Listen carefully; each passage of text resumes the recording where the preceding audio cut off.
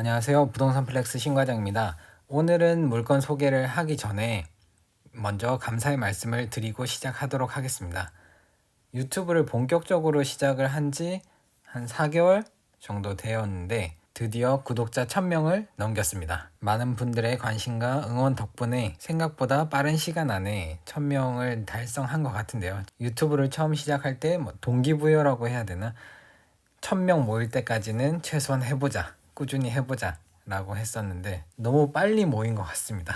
이렇게 단기적으로 조금씩 목표 구독자 수를 늘려가면서 그때까지만 해보자 이렇게 하면서 계속 이어나갈 수 있는 상황이 되었으면 좋겠습니다. 오늘 소개해드릴 물건은 수원지방법원에서 진행하는 2021 타경 4825 부동산 임의경매 물건이고요. 소재지는 경기도 수원시 영통구 신동에 위치한 다가구 원룸주택입니다. 최초 감정가는 24억 6,800이고요.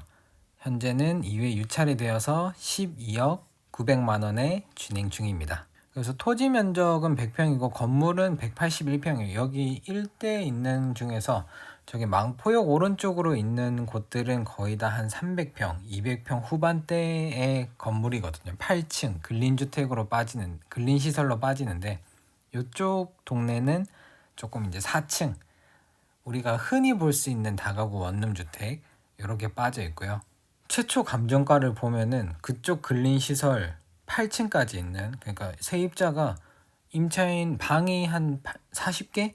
30개에서 40개 그 사이 정도 되는 그 물건과 지금 이 물건의 감정가 차이는 그렇게 나지 않습니다. 오히려 이게 더 비싸게 나오는 것 같기도 하고요. 그래서 이따가 제가 다른 신동에 이때까지 저희가 경매 때문에 가서 방문했던 물건들, 일반 매매 물건들 그런 것들 한번 보여드리도록 하겠습니다. 참고사항으로. 건물 현황을 보시면 보존 등기일이 2015년이에요. 그러니까 얼마 안 된 거죠. 7년 정도 된 건데 아직 10년도 안 된 건물이라 굉장히 깔끔할 것으로 예상이 됩니다. 그래서 층수는 1층은 거의 그냥 필로티라고 보시면 돼요. 필로티 앤 주차장 그렇게 보시면 되고 2, 3, 4층이 다가구 주택인데 층별로 60평, 2층, 3층이 60평, 4층이 53평 그렇게 해서 2층에 5세대, 3층에 5세대, 4층에 4세대 이렇게 14세대, 13세대, 14세대가 거주하고 있습니다. 그러니까 이거는 면적이 그쪽 신동에 8층 있는 근린시설과는 다르게 거기는 한 8에서 10평, 11평 이 정도 되는데 여기는 이제 12평 안정적으로 나오고 아무래도 다가구 주택과 근린시설과는 조금 차이가 있긴 하겠죠. 그런 부분에 있어서. 그래서 거기는 보통 한 세대당 5천만 원, 6천만 원, 그 정도 수준의 전세가를 받으면 여기는 전세가가 1억, 1억 8천, 1억 6천 이런 식으로 굉장히 높아요. 그러니까 어떻게 보면 세대 수는 적은데 이게 임대료는 굉장히 높고 그런 상황입니다. 그래서 이용 상태는 위생설비, 급배수 설비, CCTV, 승강기 이런 것들이 기본적으로 들어가 있다고 합니다. 토지 같은 경우에는 감정가가 굉장히 높은 상황이고요. 화홍고등학교 북동측 인근에 위치하고 있고 부근은 동유형의 다가구 주택, 근린생활시설 등이 혼재하고 있고 본건까지 차량 출입이 가능하여 인근의 노선버스 정류장 및 메탄권선역, 분당선이죠. 소재하는 등 교통상황은 보통이라고 합니다.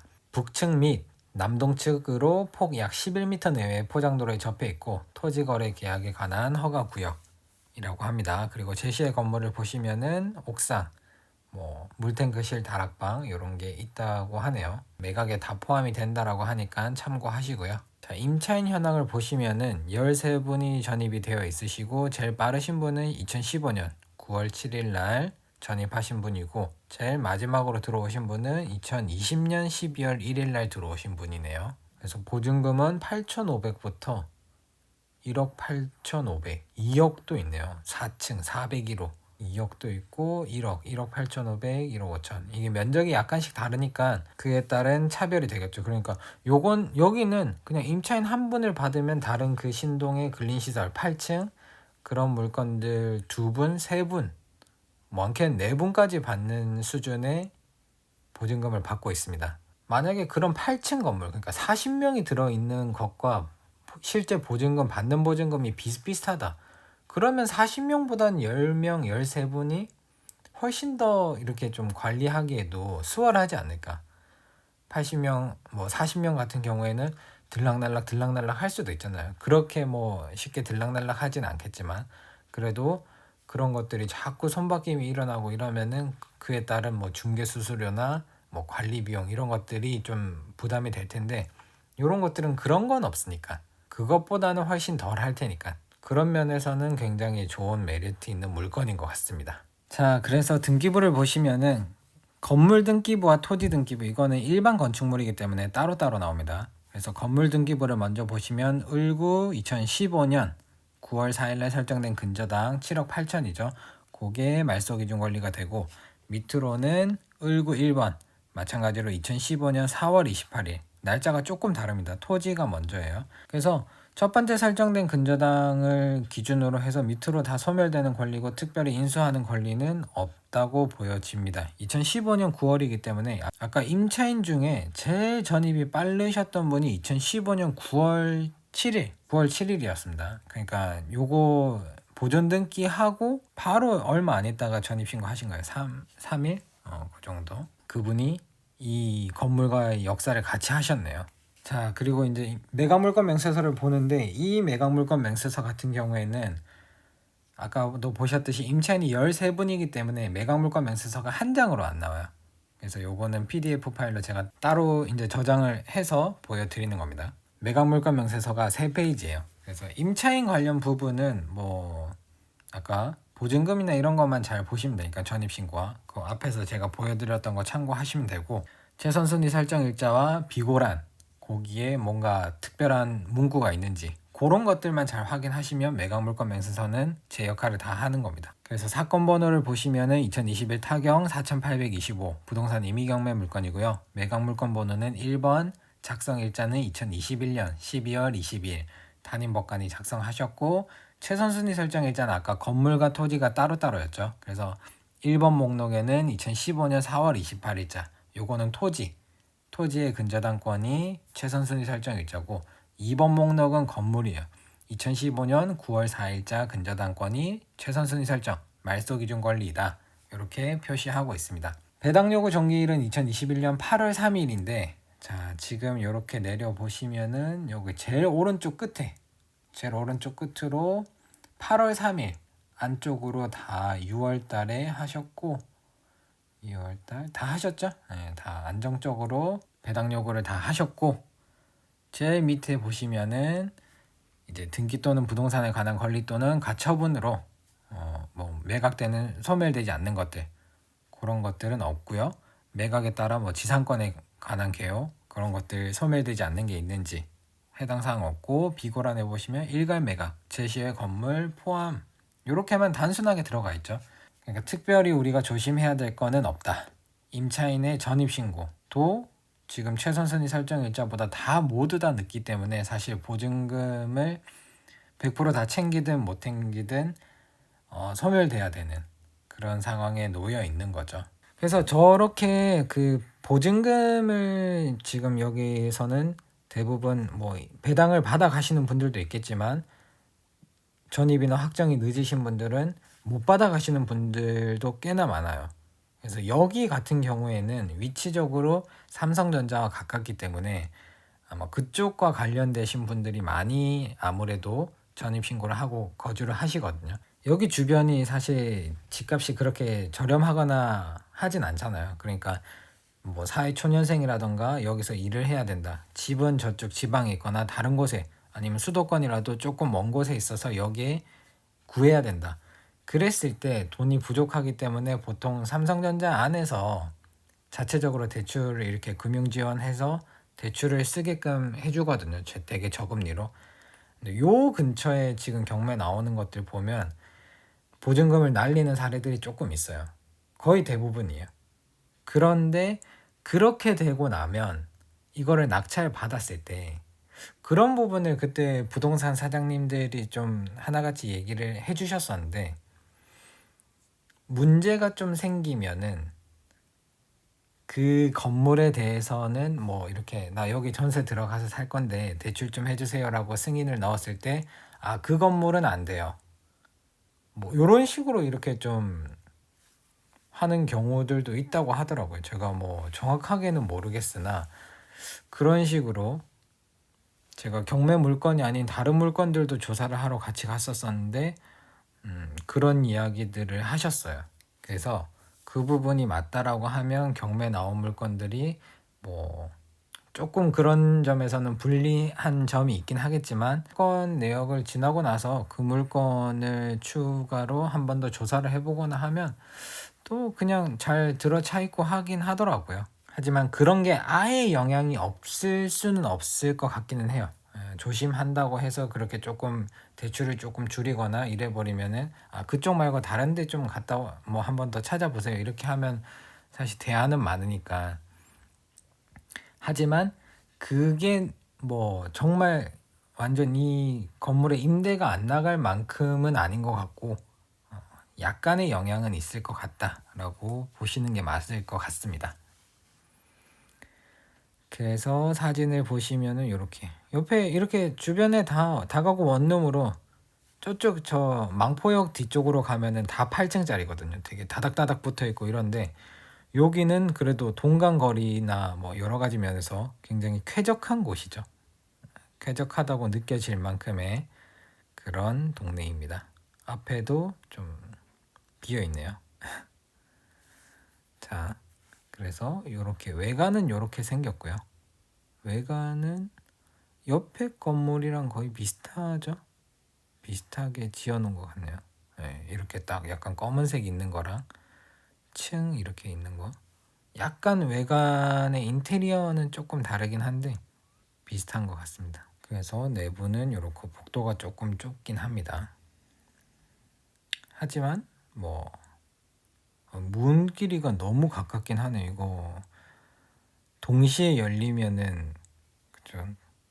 부딪힐 수도 있겠습니다. 저 사이에 또 깨알같이 짐도 내놓으시고 문 앞에 다 법원 안내문 다 붙여 놓으셨고 위치는 이렇고 1층이 지금 뭐 피로티 구조해서 주차장 하나 둘셋넷 다섯 여섯 일곱 여덟 아홉 열하나 열둘 12대 양쪽으로 지금 12대 들어가고 있습니다.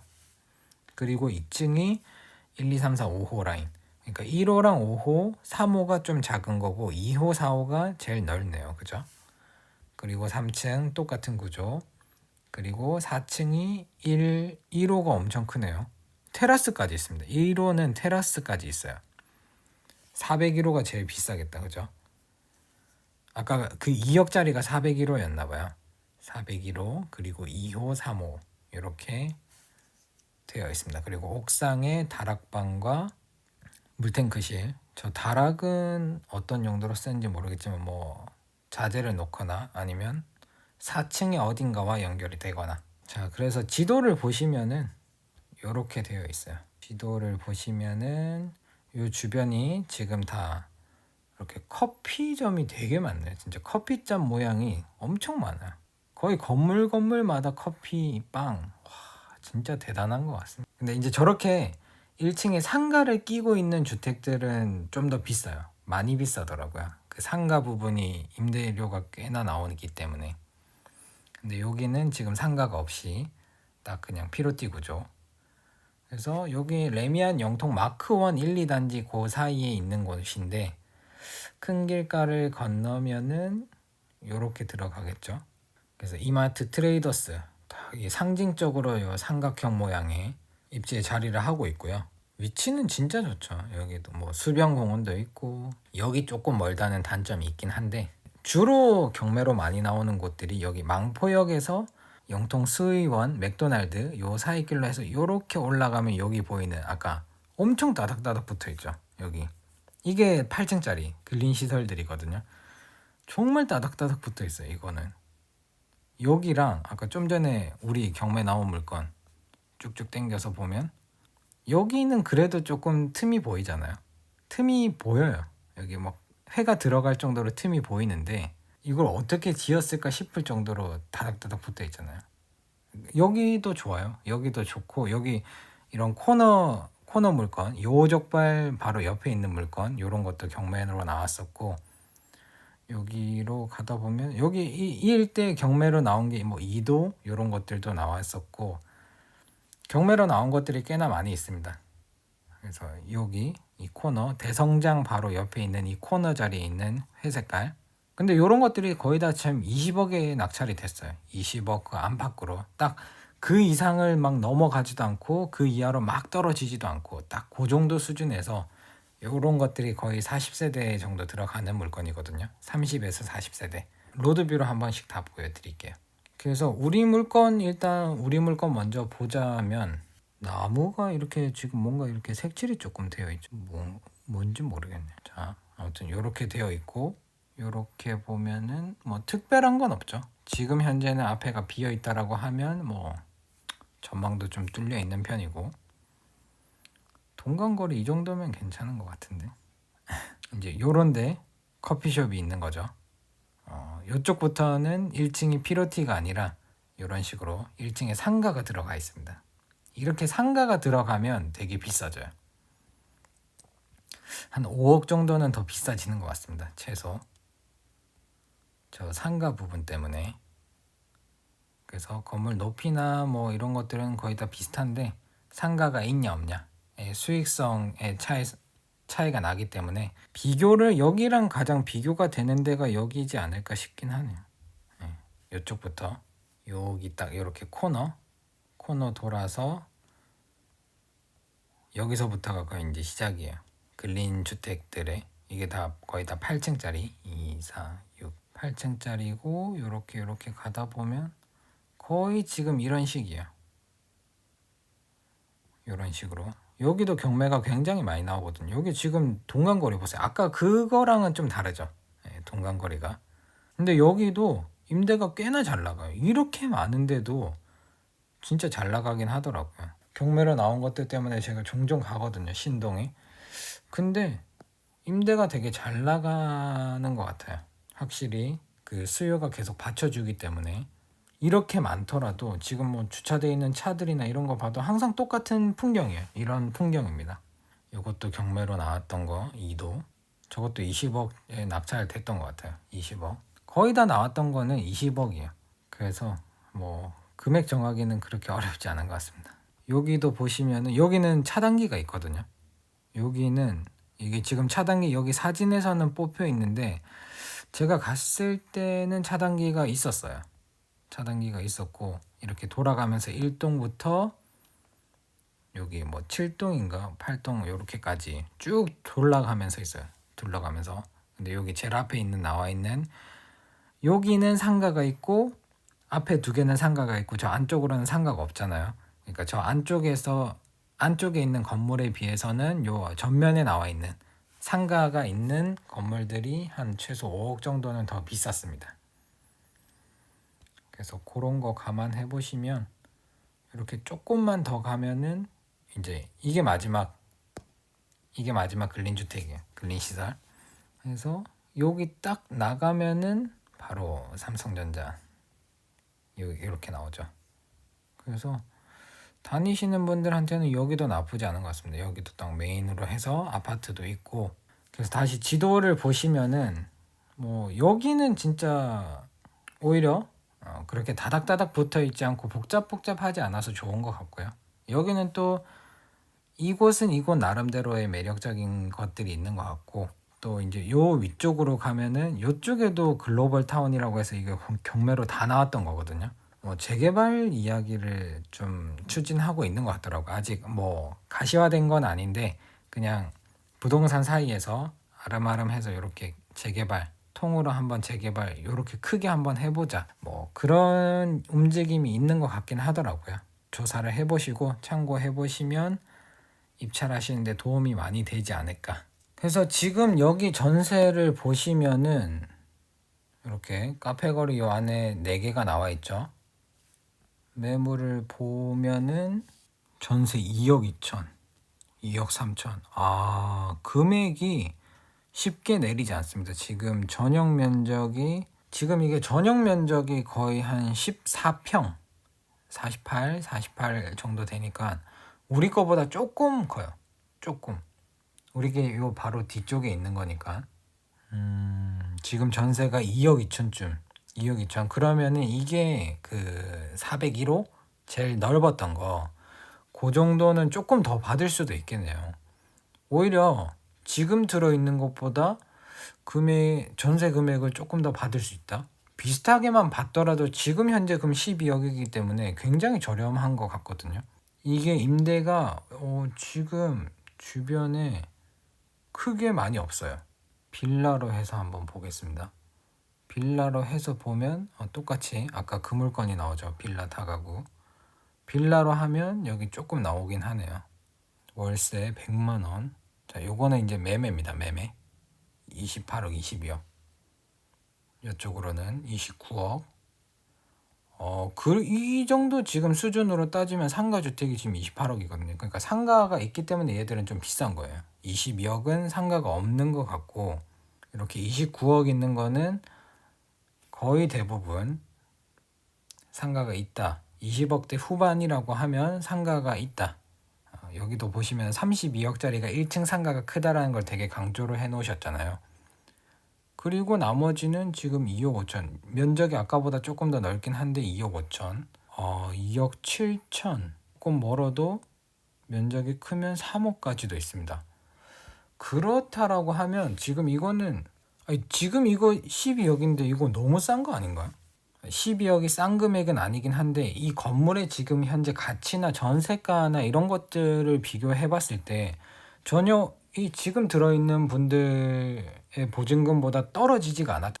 임대를 어떻게 놓느냐 세팅하느냐에 따라서 충분히 이 금액 이상의 값어치는 분명히 할 것 같습니다. 진짜 정말 소액으로 이거 하나를 가지고 있는 상황이 될 수도 있겠죠. 근데 뭐 지금같이 이제 다주택자 규제나 이런 것들이 있을 때는 이런 걸 가져가는 게 조금 부담일 수는 있습니다. 종부세나 뭐 여러 가지. 하지만 소소하게 임대 수익을 올린다. 반전세 아니면 월세 이런 것들로 한다라고 하면 굉장히 매력적인 금액인 것 같습니다. 그래서 지금 이게 금액대가 떨어진 게 아마도 대출 규제나 이런 부분의 영향이 좀 크지 않을까 싶거든요. 그냥 이 자체적으로 물건의 문제는 없는 상황이에요. 그러니까 대출이나 이런 부분에 있어서 부담스러우니까 투자 자금이 부담스러우니까 그렇긴 한데 이거 현장 가서 일반 매매로 사면은 거의 그냥 퉁이야 퉁. 한 2억이면 20억짜리 사더라고요. 그 정도로 임대료가 거의 꽉꽉 들어차 있어요. 이걸 100% 전세를 다 받는다고 해서 내가 막 그렇게 뭐 삶이 달라지거나 하진 않아요. 월세를 받아야 사실 의미가 있는 거니까. 근데 그런 부분을 감안하더라도 지금 12억은 정말 저렴한 것 같습니다. 그래서 이거를 반전세나 월세를 일부 좀 돌린다. 보증금을 받을 수 있는 거 크게 받을 수 있는 건 딱딱딱 받아놓고 4층 아까 401호나 이런 것들 큰 면적들은 다 전세로 받고 나머지 일부는 월세로 전환을 시켜가지고 소소하게 임대 수익이나 그런 세금을 메꾸는 쪽으로 활용을 하시면은 적정한 투자 금액으로 이걸 보유할 수 있지 않을까. 그래서 어느 정도 만실이 되고 보유를 조금 했다. 그러면은 적정한 금액으로 다시 넘길 수 있는 그런 상황도 되지 않을까 싶습니다. 요즘 워낙 그 아파트 가격들이 막 올랐으니까 이런 거를 샀다가 다시 되팔 때 한 2, 3억, 3억, 5억 정도 올랐을 때 별로 안 올랐구나. 아파트 할 걸. 뭐 그런 생각을 하시는 분들도 많으신데 또 상황에 따라서 다르니까 이런 물건들도 충분히 매력적이다라고 볼 수 있겠습니다. 자, 그래서 수원지방법원에서 진행하는 2021 타경 4825 부동산 임의경매 물건이고요. 소재지는 경기도 수원시 영통구 신동에 위치한 다가구 원룸 주택입니다. 24억에 나왔다가 12억까지 떨어졌어요. 진짜 반값이에요, 반값. 그래서 어떤 물건이든 내가 어떤 컨셉을 가지고 어떤 목적을 가지고 접근하느냐에 따라서 물건의 좋고 나쁘고가 갈라지는 것 같습니다. 그래서 똑같은 물건을 보더라도 나는 좋고 다른 분은 안 좋고 그렇게 생각을 할 수 있으니까 내가 투자 기간을 얼마나 투자금을 얼마나 잡고 어떤 목적으로 임대냐 전세냐 아니면은 그냥 갖고 장투 가다가 시세 차익이냐 이런 어떤 컨셉을 가지느냐가 제일 중요한 거기 때문에 모든 투자를 하시기 전에 항상 꼭 그런 투자 컨셉을 꼭 정해보시고 접근을 하시면은 조금 더 물건을 보유하고 있을 때나 투자를 할 때 뭔가 결정하는 게 쉽지 않을까, 그런 생각을 전해드리면서 오늘 물건 소개는 여기까지 하도록 하겠습니다. 마지막으로 다시 한번 구독자 1000명 감사드리고요. 앞으로 2000명, 3000명이 될 때까지 더 열심히 물건 소개해드리도록 하겠습니다. 그리고 현장 이야기도 앞으로 많이 들려드릴 수 있도록 노력해 보도록 하겠습니다. 감사합니다. 오늘의 영상이 도움이 되셨다면 구독과 좋아요 꼭 눌러주시고 다음에는 더 재밌는 물건으로 인사드리도록 하겠습니다.